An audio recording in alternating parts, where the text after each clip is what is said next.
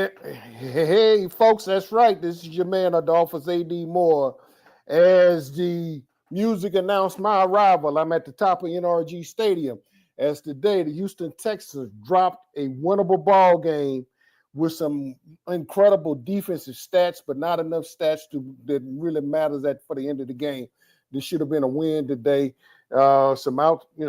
Just didn't happen today. Texans go down to the former occupants of this city, the Tennessee Titans. I have to remind folks of that sometimes, but anyway, that is the true history, true facts. Go down to the Tennessee Titans today, 32-27. Yeah. And that last two was a safety on CJ Stroud in the end zone. Tell you what, let's go ahead, get my man in my cohort, who is busily, as you say, folks driving down the road like bat out of hell. I don't know what that means, though. But anyway, let me add him to the stage. There he is. There he is. Hey, Dick. Hey, what's up, man? Hey, Texas go down. Texas,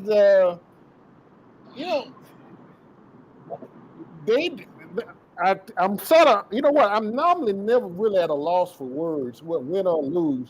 But this was a perplexing game today. Some good the defensive statistics, but not the statistic that they need. At the end of the day, the Texans on the scoreboard lost the game that they very well should have won. This is the second game at home that they had some outstanding defensive statistics. 8 sacks today, folks. Count them. That's right. If y'all think I'm a little jaded because behind this, yeah, I am, because I sat here a couple of weeks ago on a Thursday night game against the Detroit Lions. They had 5 interceptions, and they lost that ball game. So here we are back again against the Tennessee Titans with 8 sacks today, and another loss. It's inexplicable, and so, man, I got folks lined up. Woo! I got folks lined up already. Comment. Wow, let me. Yeah. There you go, Alan. Hey, Titans up, baby. Yeah. Good afternoon, fellas. Hey, Alan. Appreciate it, man. Let me go ahead and show it. Alan, hey, hey, appreciate you, man. Thanks for chiming in, and he's gonna go ahead and hide that one, get that one out the way. Elwin, what's your initial thoughts on the Texas performance today? Well, just like you said, some good things happened defensively. The 8 sacks. My Gilmore boy, Chris Boyd, recovered a muff punt fumble, and all we could get out of that was a field goal. And the bottom line, I kept watching CJ all day long, as I have most of the season. For whatever reason, he just keeps dancing with his feet. He's not getting his feet set. So they got to work with him on getting the feet back right again. But more than that, talk about inexplicable, and you use that word, so I'll use it again. And that would sum up Bobby Slowick's offensive play calling. We knew coming in the Tennessee Titans had a very good middle defense as far as coming up the middle of that line. And over and over and over again, he tried to run Joe Mixon up the middle, and I don't think he ever got more than a yard any time. My biggest problem right now with the offense, CJ's got some work to do, no doubt about it. He's in the middle of a sophomore jinx. But Bobby Slowick better learn how to play call better than that. You know, after last year, everybody was saying, oh, man, they're going to be lucky to keep Bobby. He's going to get a head coaching opportunity. Well, they gave him a raise. They kept him. I guarantee you the way he's calling plays this year, he's not going to get a head coaching opportunity at the end of this season. So that's my initial thoughts. Yeah, I concur with on that last point. Yeah, he was the hot item out there last year. You know, obviously everybody deserved a raise last year. They were like a new enigma that, you know, everybody was just so infatuated with. Problem is, and I stated this at the beginning of the year, I don't mean to sound like a tired, broken record, but that was the one thing. And I think when we had opening, when I brought everybody on and we started talking about the season, that was the one thing I stated. Let's see how this team respond when their expectations are on their shoulders. There was no expectations last year. They made some improvements. No. They added some pieces, and that's what I wanted to see. And how does this team respond to adversity? How does this team overall? And I'm not just going to point my fingers at any one thing, because they are the Houston Texans, defensively, special team. That all that comprises of the Houston Texans. And so that's what like they win as a team, they lose as a team. But this is Yep. this is starting to get a little bit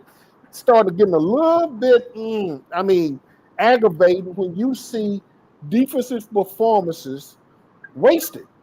And here's Yeah. the other thing. Yeah. The Texans today were back to playing sloppy football. 10 penalties today. Oh, yeah.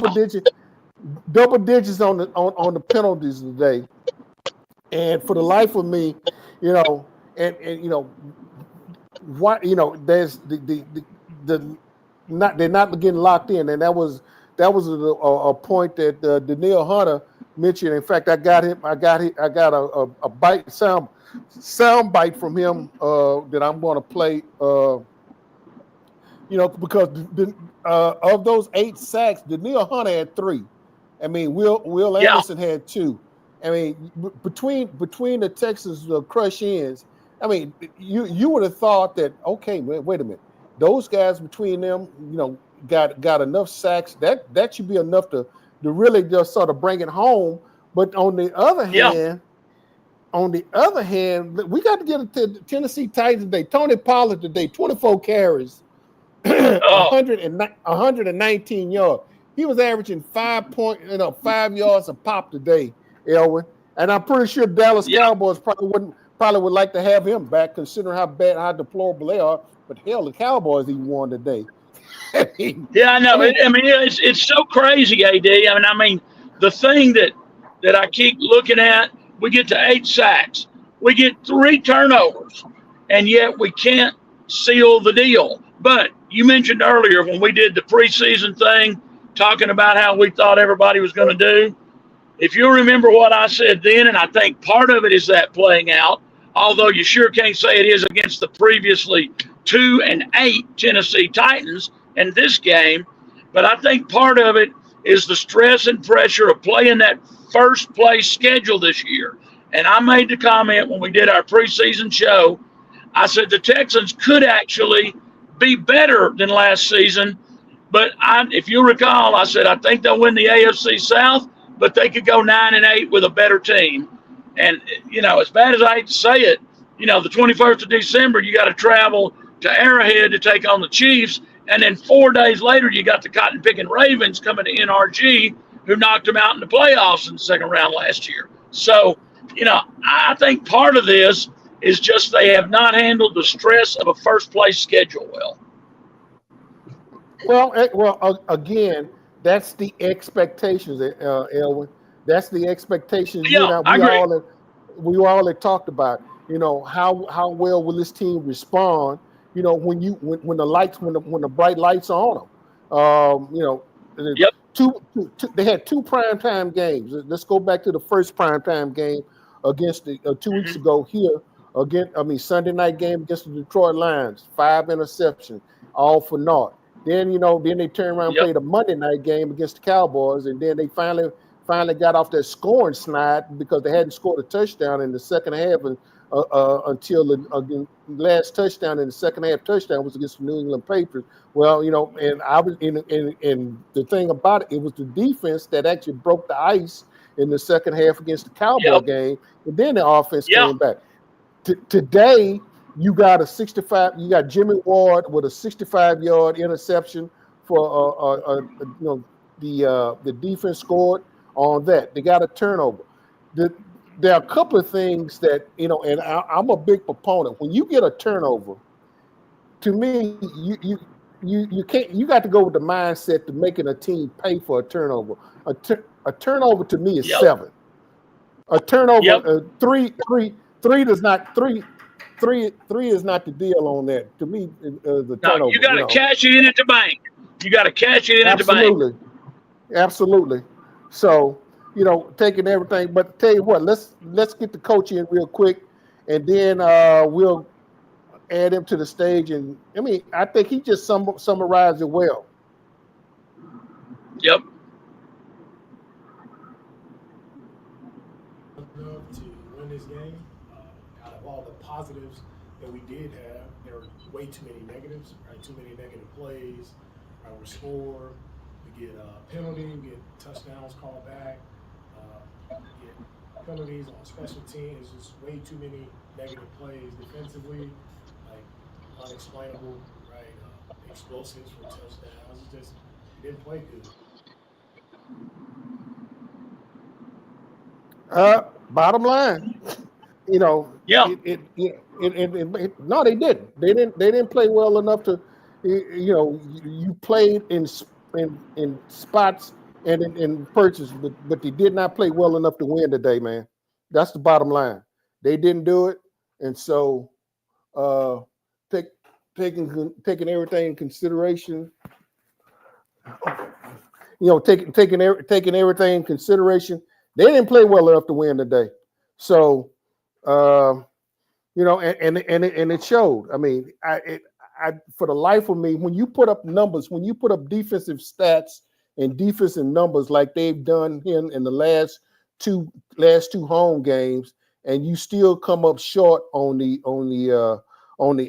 scoring end of the scoreboard, then you have to really sort of question, okay, overall, what are we doing? And there was something today that Danielle Hunter, and he said we weren't locked in, and I know, hey, D'Amico is not going to throw this team under. He doesn't throw his players under the bus.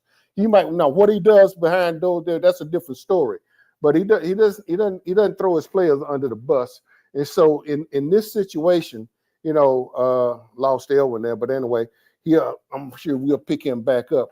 D'Amico Ryans does not throw his players under the bus, but behind closed doors, let me add him back again. I don't know what happened, AD. Just all of a sudden, I was gone.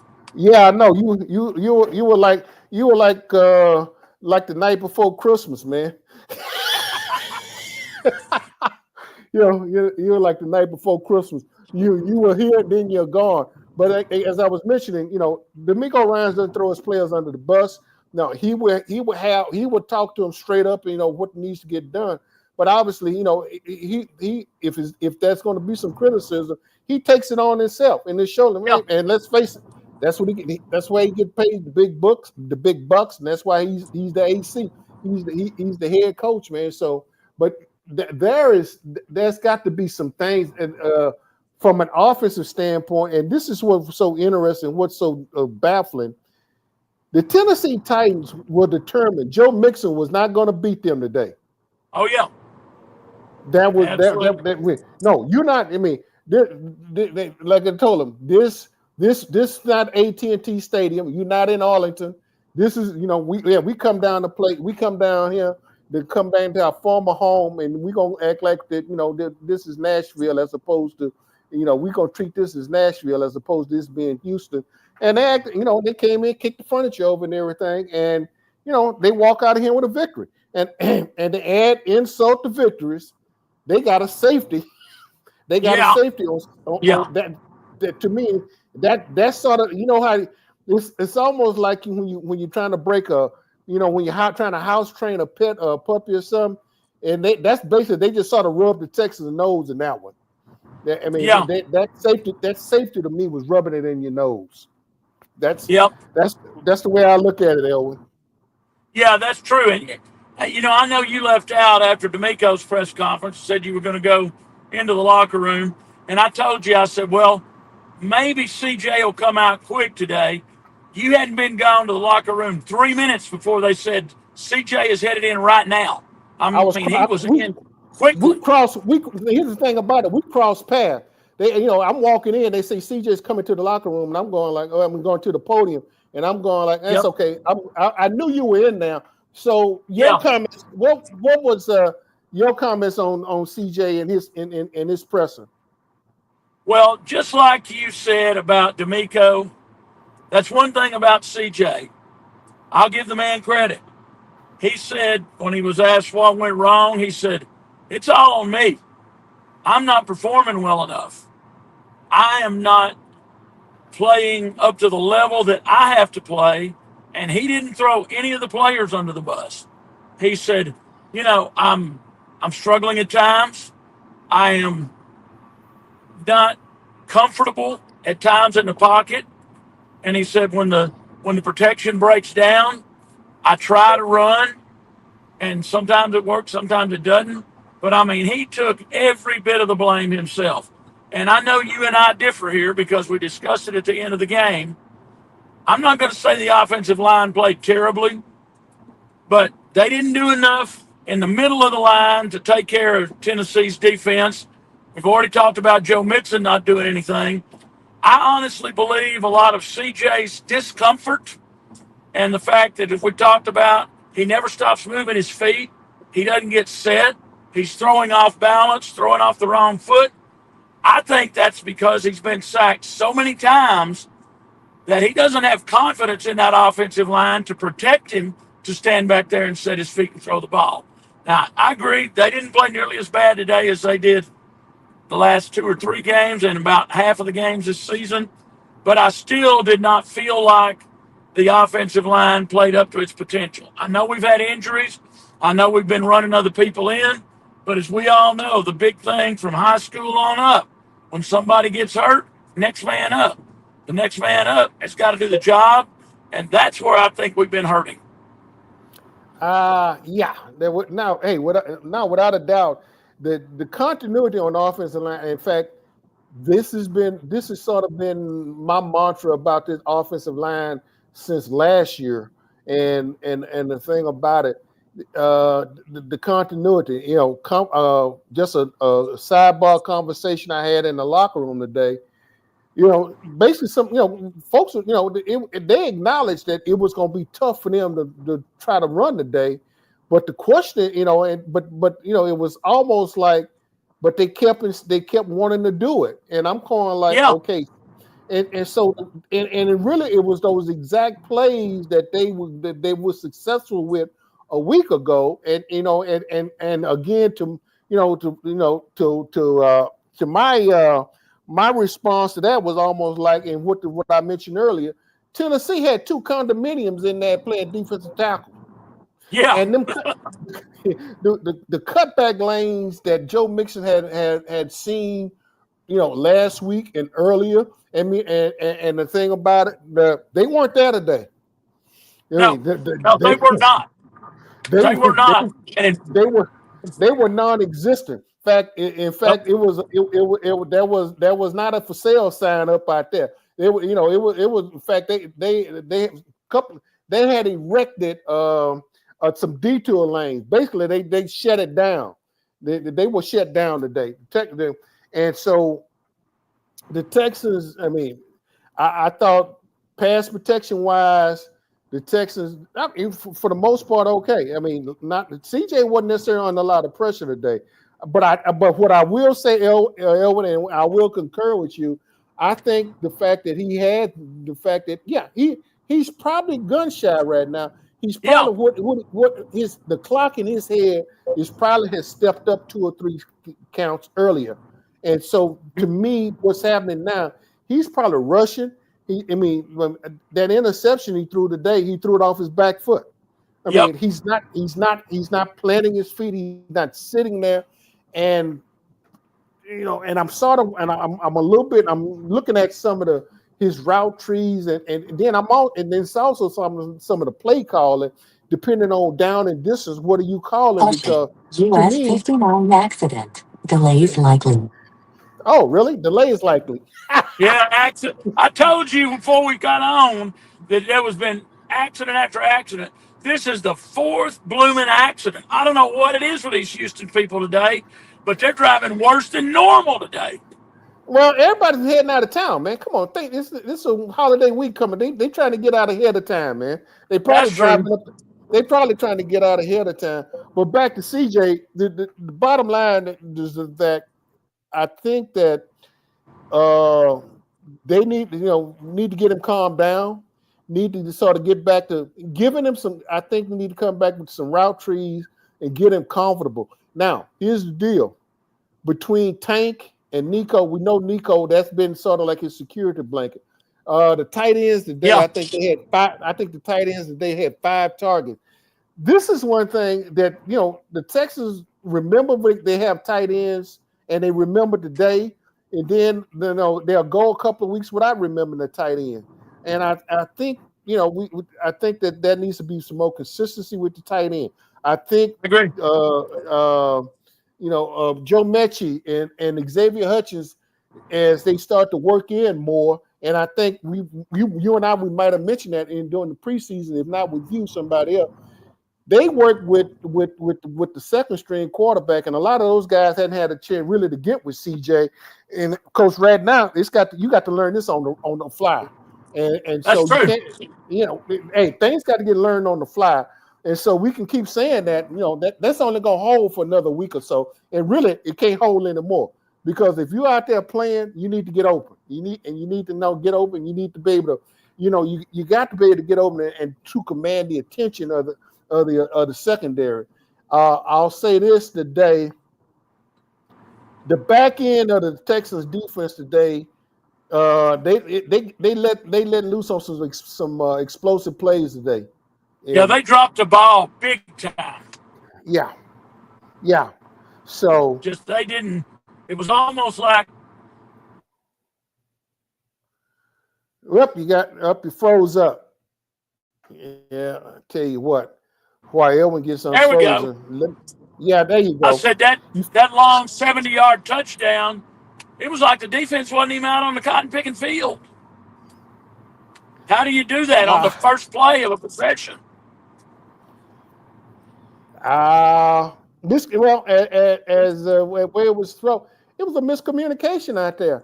Yeah, that's it. But the 12th game of the season, you shouldn't be having communication issues like that.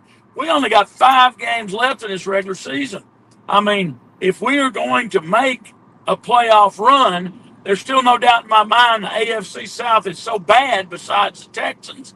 They're going to win the AFC South, I firmly believe. But with 5 games left in the season till the playoffs hit and having these kind of communication issues, holding, blindside blocks, illegal blocks on almost every kick where you don't get the benefit of the return your return guy's doing, you're not going to go very far if you can't fix that stuff in the next 5 weeks. Yeah. Well, you know what the thing about it, you really don't have 5 weeks, because you got true. 5 weeks you got 5 weeks in the regular season, but you can conceivably, could the win out the AFC South, because if they fall flat on their face, well, that's true. That's true. You don't have 5 weeks. You got to get this thing fixed and get it turned around now. The one thing that helped AD is at least the Colts lost again, so we still got our 2-game lead with 5 games left in the division. Yeah, true. But you know what? Here's the thing about it. How much confidence do you have in this team going down to Jacksonville next week? None right now. And the thing about it, up until Jimmy Ward's touchdown, his interception for that touchdown, that was the Texans' first score. They were on their way. The Texans really were on their way to going back to falling back into old habits in the second half. Yep. Looking good in the first half, but the second half and really, I'm not sure. Everybody's making adjustments. I'm sure I know the Texans are making adjustments, but the Texans' adjustments are not showing up on the field. No. At least not on the field. They're not. From in a positive standpoint. So anyway, let me let Danielle Hunter get his comments in. Then I'm gonna get your closing comments, and then I'm gonna turn you loose and let you get on down the road, Elwin. All right.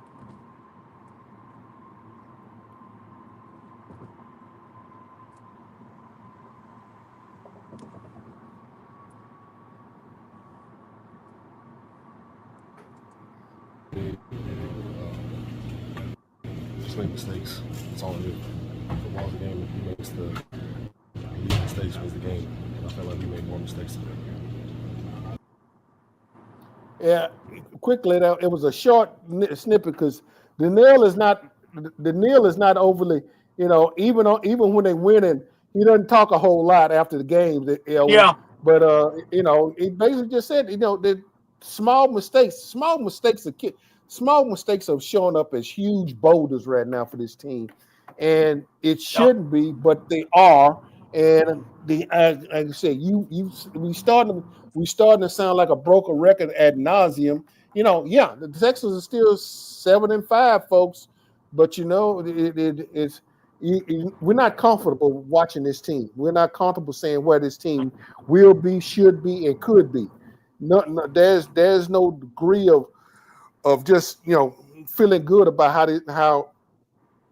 how this team is playing. And I'm pretty sure folks in Kansas City probably saying the same thing, even though they lost to Buffalo.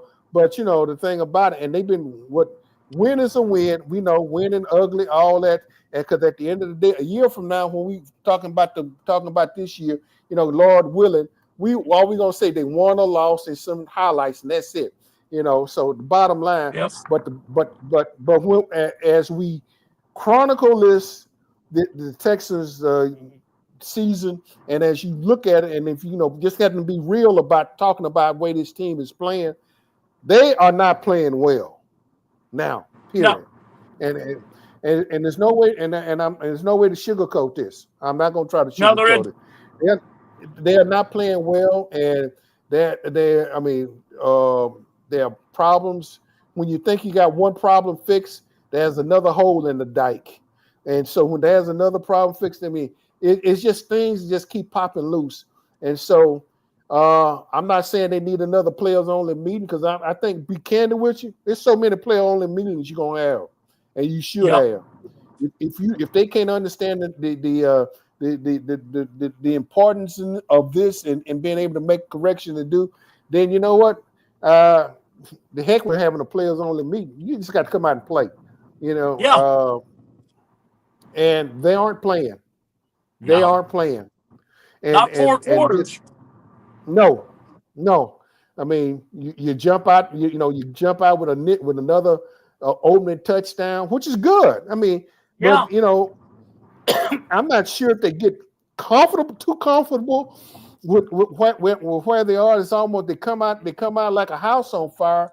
Then all of a sudden, it's like the kindling burns down the ashes real quick. They're like a fast burning fire. They burn hot and heavy real quick. Then after that, they can't stay lit. They can't stay warm. And or either somebody just not continue to apply the fuel that they need to continue to burn. Elwin, final points with you, man, as you get ready to go down the road and I get ready to turn you loose. Well, I think a couple of things. Number one, I think we have to stop and say, yeah, we still got a 2-game lead in the division with 5 games left. But what neither you or I, neither one, have mentioned in today's podcast, this team's lost 4 of their last 6 games. They are in deep trouble, and they got to fix it quickly. And just like you asked about Jacksonville next week, we know what Trevor Lawrence has the potential to do. He can set the woods on fire, just like CJ did most of last season. And I don't think the Texans have confidence, and that's one other thing I meant to mention about CJ. He was asked, what do you think's wrong in the second half? Are teams changing what they're doing against you in the second half because of your success in the first half and you just can't handle it? And he said, no, they really haven't been changing anything in the second half. We just haven't finished. We just can't finish. And, losing 4 out of 6, like you said, they could fall flat on their face. And as much as I'd love to see it, I don't see anything but 0-2 on December 21st at Arrowhead and Christmas Day against the Ravens at NRG. Those 2 games, I was scared to death when I saw the schedule come out. And, you throw that right there, now you're up to 7 losses. And you went 10-7 last year. And we're far from a guarantee of winning the other 3 games besides those 2, I'm afraid. So my thoughts, they better get it fixed quick. Nick Caserio better call Bobby Slowick in and say, get more creative, just like you mentioned, the tight ends. You know, we were winning and scoring in the second half. We were hitting Dalton Schultz and Stoner. We were using the tight ends, and they were catching 12, 13 passes a game. And we're not utilizing them anymore. And that is concerning. And you stop and think, really, we never tried to run any other running back hardly at all in the game today besides Mixon. What happened to running in a couple of the other guys and giving Mixon a chance to rest? Not only was he not getting any yardage, he wasn't getting any rest because he was getting a fault beat out of him. So, that's kind of my thoughts. You know what? It just occurred to me. Dar got he relieved Mixon for a couple of spots. Spot checked him today, or relieved Joe Mixon. But for the most part, the hot back, the wheel routes of him coming out the backfield. Hadn't seen him on those wheel routes in almost a month. I mean, things that we can normally see him on a third down, that check down to the running backs. Haven't seen much of the check downs coming out of them in almost a month, man. That's true. And you wonder why? Why not? Why not? Yeah. Why did they just suddenly disappear? Yeah, and we haven't done any bubble screens at all, hardly in the past month. The bubble screen almost has disappeared. Well, the quick screen to Nico, the one last week, he scored on, then it was a penalty. Then all of a sudden, I think they finally put that quick screen to Tank Dell put that back on the shelf for a little bit because everybody was waiting on that one. That's probably true. The quick hitch to Nico, I think, is still on the table, but I think, it's the difference in the way they run it with Nico as opposed with Tank. So that I think that I'm pretty sure that has a difference with. That's a valid point. I'm pretty sure with 6'4" and about 224 as opposed to 5'9" and about $145. It's a little bit different. So I think that poses some different scenarios as far as that is concerned. But I think also what we have to deal with, Bobby. And here's the other thing, and I'll say this, and I'll cut you loose, man. I'm wondering about the Texans, and you mentioned, and I had, brought up the issue. This is the, 4 losses in the last 6 games. I mean, I want to know, what is the quality control? What are they doing on the self-scouting and what they're doing, and what are those teams have been successful with that the teams that's been able to shut this team down? And particularly, I mean, when you go back and look at the 4 out of they've lost 4 out of the last 6. I mean, obviously, second half production has been none. Yeah. And in fact, it go up until last week. It has been null and void. Going all the way back to the New England Patriots game when they had to break out then. And after that, they have not brought it forth, man. No, they have not. So I think, final point, all right, that's it, bro. Appreciate you. I appreciate you. Be careful going down the road, and we getting ready to shut it down. But I appreciate you, man. Take care of yourself and be careful, and we'll catch up with you next week. We'll do, AD, and I want to wish you and everybody else a happy Thanksgiving, and then we'll see you in a couple of weeks. Will do, man. Have a blessed Thanksgiving yourself, Eric. And in fact, everybody out there, let's go ahead and everybody have a blessed and safe Thanksgiving coming up. If you have not